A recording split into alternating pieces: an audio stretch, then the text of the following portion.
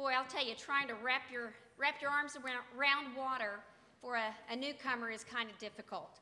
There are 9 major aquifers, 21 minor ones.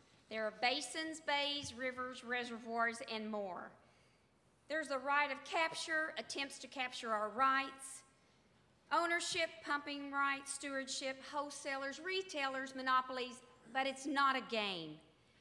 There's the Clean Water Act, EPA, Endangered Species Act, TCEQ, and let's don't forget Fish and Wildlife.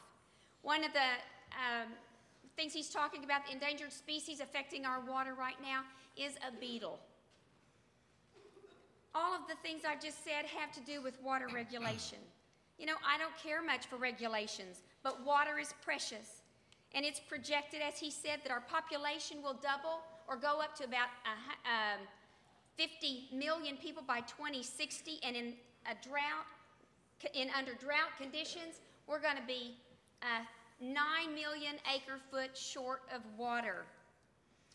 There will need to be legislation because we don't want to be left high and dry, if you will. I will lead the charge for a serious debate about our water. We have got to push back on the EPA and against mandates, such as the mandates like the Endangered Species Act have put on us, forcing our hands and increasing the cost of water. I know SAWS has to pick up part of that bill. We need to look at cutting-edge technology for rainwater capture, as well as desalinization, and anything else that will help us secondarily get water, yes, and protect our reservoirs and our aquifers. Thank you. Commissioner Jones.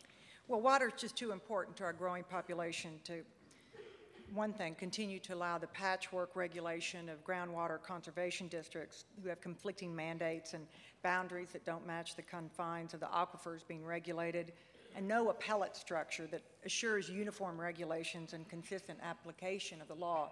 This appellate structure is very, very important for those who, in front of the groundwater conservation districts, due process, such as the one we have at the Railroad Commission of Texas.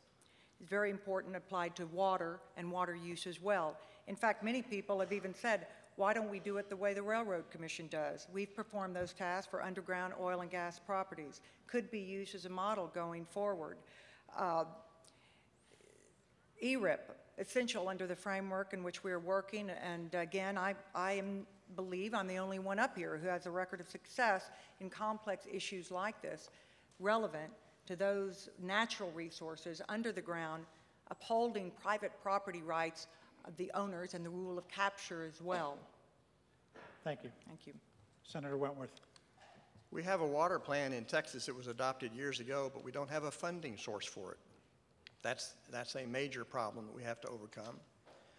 The other is we need to keep these water agencies from fighting and squabbling among themselves.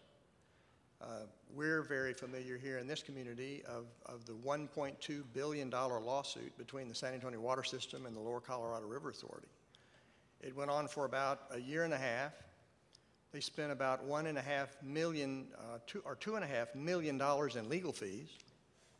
I attempted about a year and a half ago to mediate that dispute and was unsuccessful. Got them together again privately in San Marcos in neutral territory between San Antonio and Austin, and we settled that case.